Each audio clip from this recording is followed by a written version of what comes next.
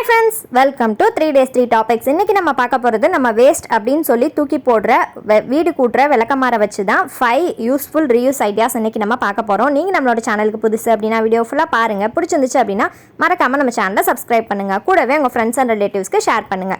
இப்போ வாங்க வீடியோக்குள்ள போய் என்னென்ன ஐடியாஸ் அப்படின்றத பார்க்கலாம். ஃபஸ்ட்டு வந்து நம்ம இந்த மாதிரி வேஸ்ட்டாக போன துடைப்பத்தை வச்சு என்ன பண்ணணும்னு பார்த்தீங்கன்னா, இந்த மாதிரி உள்ளே இருக்கிற எல்லாத்தையும் இந்த மாதிரி ஒரு இதை இழுத்தீங்க அப்படின்னா உள்ளே இருக்கிறது எல்லாமே வெளியில் வந்துடும். இப்போது இதில் நமக்கு தேவையானது என்னென்னு பார்த்தீங்கன்னா, இந்த மாதிரி அந்த இதோட அடிப்பக்கம், அப்புறம் உள்ளே வந்து மூங்கில் குச்சி வச்சுருப்பாங்க அது, அப்புறம் மேலே இருக்கிற அந்த பாட்டு, அதுக்கப்புறம் அந்த குச்சி எல்லாத்தையும் தனித்தனியாக அந்த மாதிரி கட் பண்ணி எடுத்து வச்சுக்கோங்க. இதெல்லாம் யூஸ் பண்ணி தான் வந்து இன்றைக்கி 5 யூஸ்ஃபுல் ரீயூஸ் ஐடியாஸ் பார்க்க போகிறோம். Idea number 1. ஃபஸ்ட் ஐடியா என்னென்னு பார்த்தீங்க அப்படின்னா, அதுக்கு தேவையானது இந்த மாதிரி ஒரு கட்டப்பை குச்சி வந்து எடுத்துக்கோங்க. அந்த கட்டப்பை குச்சி எடுத்ததுக்கு அப்புறமா இந்த மாதிரி நம்ம கட் பண்ணி வச்சுருக்கோம் இல்லையா அந்த விளக்கமாரோட மேல் சீவு, அதை வந்து இந்த மாதிரி குட்டி குட்டியாக கலெக்ட் பண்ணி ஒரு பஞ்ச் மாதிரி எடுத்து வச்சுக்கோங்க. இந்த மாதிரி பஞ்ச் மாதிரி எடுத்து வச்சதுக்கப்புறமா இதை கட்டப்பை குச்சிக்கு நடுவில் வச்சு இதை வந்து நல்லா டைட்டாக வந்து கட்ட போகிறோம். நான் செய்கிறப்பே சில பேருக்கு தெரிஞ்சிருக்கும் நான் என்ன செய்ய போகிறேன் அப்படின்றது.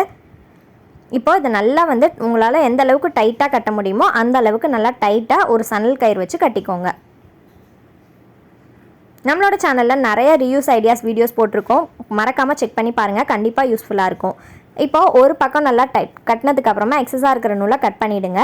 இப்போது அடியில் கொஞ்சம் கேப் விட்டு அடியிலையும் அதே மாதிரியே கட்டிக்கலாம். அதுக்கப்புறமா அந்த இது முடிகிற அந்த கட்டப்பை குச்சி முடியும் இல்லையா அந்த இடத்துலையும் அதே மாதிரியே கட்டிக்கோங்க. இப்போ 3 பக்கமும் ஃபுல்லாக வந்து கட்டி முடிச்சாச்சு. இப்போது அந்த நுனி பக்கம் இருக்கு இல்லையா அந்த நுனி பக்கம் வந்து நமக்கு தேவையில்லை. ஸோ அந்த நுனி பக்கத்தை வந்து இந்த மாதிரி சிசர் வச்சு கட் பண்ணி எடுத்துருங்க.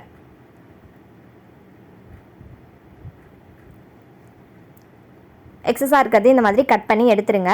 எடுத்ததுக்கு அப்புறமா இப்போது இந்த இடத்துல உங்களுக்கு அந்த ஹேண்டில் இருக்கு இல்லையா அந்த இடத்துல செலோடேப் வேணும் அப்படின்னா நீங்கள் வந்து அதை வந்து ப்ரௌன் கலர் செலோடேப் போட்டு ஒட்டிடுங்க.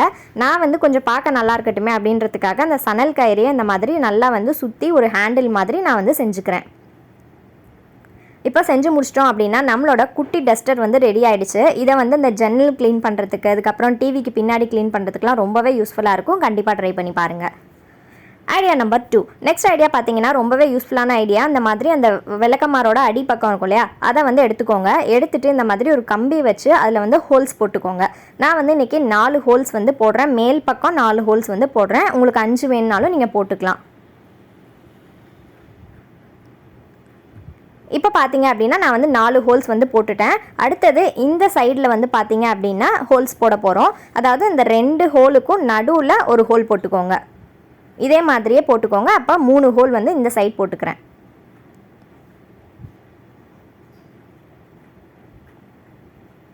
இப்போ இந்த சைடு போட்ட மாதிரியே அந்த பக்கமும் அதே மாதிரியே 3 ஹோல் வந்து 2 ஹோலுக்கும் இடையில வந்த மாதிரின்னு வச்சு 3 ஹோல் வந்து போட்டுக்கோங்க.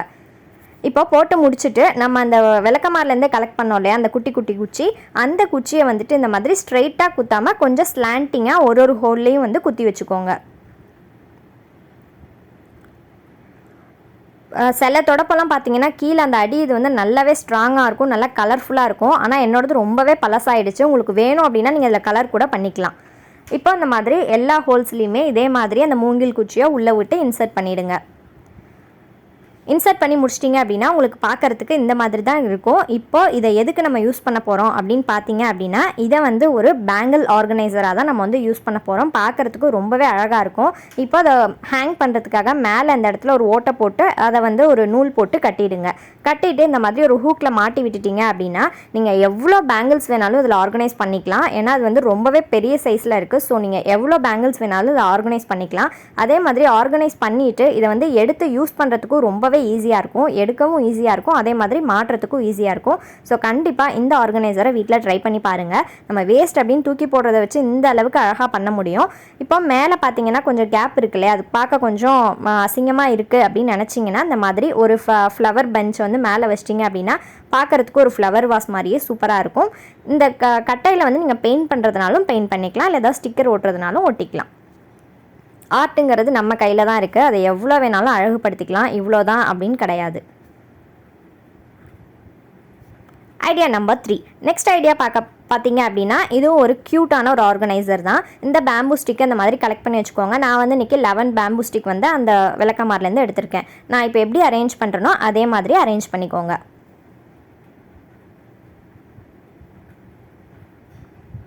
இப்போது இந்த மாதிரி அரேஞ்ச் பண்ணதுக்கு அப்புறமா அந்த ஒரு எண்டையும் வந்து இந்த மாதிரி நூலை வச்சு இந்த மாதிரி நல்லா டைட்டாக கட்டிக்கோங்க. ரொம்ப டைட்டாக கட்டணும்.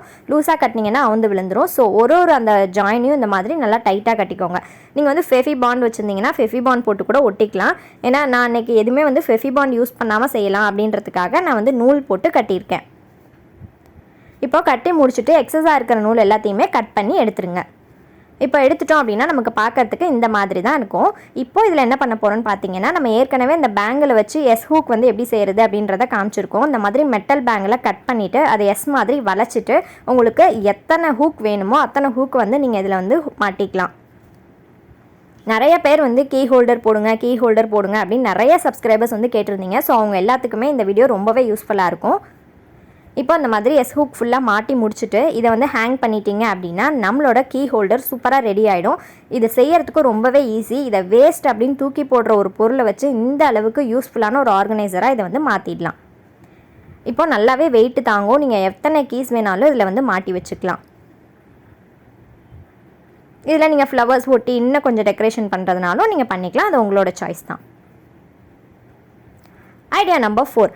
நெக்ஸ்ட் ஐடியா பார்த்தீங்க அப்படின்னா, நம்ம வீட்டை டெக்கரேட் பண்ணுறதுக்கு எல்லாத்துக்குமே பிடிக்கும். இந்த மாதிரி வேஸ்ட் விளக்கமார் சீவ் இருக்கு இல்லையா, அந்த சீவை வந்து எடுத்துக்கோங்க. இந்த மாதிரி எடுத்துகிட்டு ஒரு மாப் குச்சி இருக்கும் இல்லையா, அதில் வந்து இந்த மாதிரி நல்லா வந்து சுருட்டிக்கோங்க. சுருட்டிட்டு இந்த மாதிரி மெழுகுவர்த்தியில் அந்த எந்த இடம் வளைஞ்சிருக்கோ அந்த இடத்துல வந்துட்டு ரொம்ப நேரம் காட்டிகிட்டே இருக்கக்கூடாது. இப்படி லைட்டாக காட்டி இப்படி வந்து எடுக்கணும். இப்படி நவுத்தி இப்படி காட்டி இப்படி எடுத்துகிட்டே இருங்க. இது வந்து மரக்கட்டையில் வச்சு பண்ணாதீங்க. இந்த மாதிரி ஏதாவது இரும்பு இல்லை ஸ்டீலு அந்த மாப்பு இது இருக்கும் இல்லையா, அது மாதிரி இதில் அந்த மாதிரி ரொட்டேட் பண்ணி பண்ணுங்கள். அந்த வளைஞ்சிருக்கிற இடத்துல மட்டும் நல்லா மெழுகுவர்த்தியோட ஹீட் படுற மாதிரி நல்லா இப்படி வந்துட்டு இப்படி காட்டி எடுத்துருங்க. அந்த நுனி வரைக்கும் நல்லா அந்த மாதிரி காட்டி எடுத்துட்டிங்க அப்படின்னா நமக்கு அந்த விளக்கமாரோட சீவ் வந்துட்டு பார்க்குறதுக்கு இந்த மாதிரி ஸ்பைரலாக ரொம்பவே அழகாக இருக்கும். இப்போ இதை வந்து என்ன பண்ண போகிறோன்னு பார்த்தீங்கன்னா, இது வந்து உங்களுக்கு வேணுங்கிற கலரில் நீங்கள் வந்து பெயிண்ட் பண்ணிக்கலாம். நான் வந்து இன்றைக்கி காப்பர் கலரில் வந்து பெயிண்ட் பண்ணிக்கிறேன். நம்மளோட சப்ஸ்கிரைபர்ஸ் எல்லாருக்கும் ஹாய் சொல்லிடலாம். ஹாய் நிதிஷ், வருண் ஸ்ரீ, சங்கரி, லக்ஷ்மி, அனி, அனாமிகா, நாகேஷ், நூருல் ஃபிர்தௌஸ், கவிஸ்ரீ, ஸ்ரீவர்ஷினி, அமிர்தா, பிரணவ், கவிஷ், ஜன்னத் ஃபிர்தௌஸ், சஞ்சய், சரிஹா, வெங்கட் சுமன், பார்கவி, ரோஹித், கனிஷ்கா எல்லாருக்கும் ஸ்பெஷல் ஹாய். இப்போ பார்த்தீங்கன்னா நான் கலர் பண்ணி முடிச்சிட்டேன். இப்போ நம்ம வேஸ்ட்டாக போனால் பான்ஸ் டப்பாவோட மேல் இதை உரிச்சிட்டு இந்த மாதிரி ஓப்பன் பண்ணிட்டீங்கன்னா இதுதான் நம்மளோட ஃப்ளவர் வாஸ். இன்னும் கொஞ்சம் டெக்கரேட் பண்ணுறதுக்காக வீட்டில் வேஸ்ட்டாக இருந்த மணி எல்லாத்தையும் உள்ளே வந்து இன்சர்ட் பண்ணி வச்சுருக்கேன். இப்போ இது ஃபுல்லாக கம்ப்ளீட் பண்ணதுக்கு அப்புறமா நம்மளோட ஃப்ளவர் வாஸில் இதை இன்சர்ட் பண்ணிட்டோம் அப்படின்னா யூனிக்கான சூப்பரான ஒரு ஃப்ளவர் வாஸ் ரெடி ஆகிடும். பார்க்குறதுக்கு ரொம்பவே அழகாக இருக்கும். கண்டிப்பாக அதை வீட்டில் ட்ரை பண்ணி பாருங்கள். செய்கிறதுக்கும் ரொம்பவே ஈஸி தான்.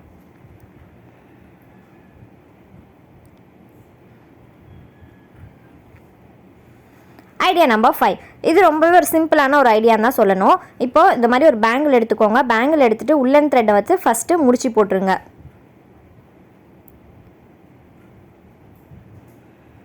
முடிச்சு போட்டதுக்கு அப்புறமா இந்த மாதிரி நான் எப்படி சுற்றுறனோ அதே மாதிரியே சுற்றிக்கோங்க. ஒரு இன்டூ ஷேப்பில் இந்த மாதிரி சுற்றிக்கிட்டே வந்தீங்க அப்படின்னா அந்த வளையல் ஃபுல்லாக வந்து க்ளோஸ் ஆகிட்டு நமக்கு சர்க்கிள் ஷேப்பில் ரொம்ப அழகாக கிடைக்கும்.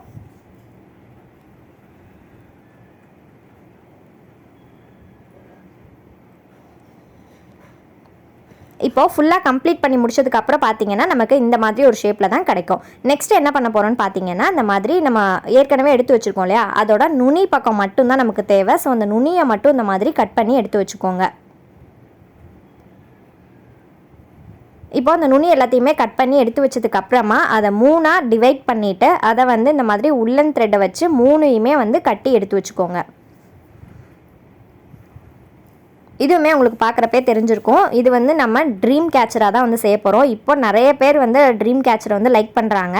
அந்த ட்ரீம் கேச்சரை மாட்டினோம் அப்படின்னா நம்மளோட கனவுகள் எல்லாத்தையும் அதை அப்சர்வ் பண்ணிவிட்டு அதை நிறைவேற்றும் அப்படின்றது தான் அதோட ஐதீகம் அப்படின்னு சொல்கிறாங்க. ஸோ நிறைய பேர் இப்போ வீட்டில் இப்போ ட்ரீம் கேச்சர் ரொம்பவே லைக் பண்ணுறாங்க. இப்போ அந்த நூலில் இந்த மாதிரி குட்டி குட்டி மணியை வந்து இன்சர்ட் பண்ணிவிட்டு இந்த மாதிரி நல்லா வந்து கட்டிக்கோங்க. இது பார்க்குறதுக்கு ஒரு ஷோ பீஸ் மாதிரி இருக்கும். ஒரிஜினலான ட்ரீம் கேச்சர் மாதிரி இல்லை அப்படின்னாலும் பார்க்குறதுக்கு கொஞ்சம் அழகாக இருக்கும்.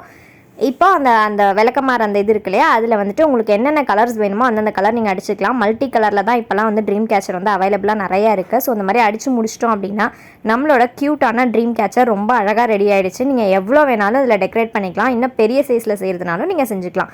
தேங்க்ஸ் ஃபார் வாட்சிங்.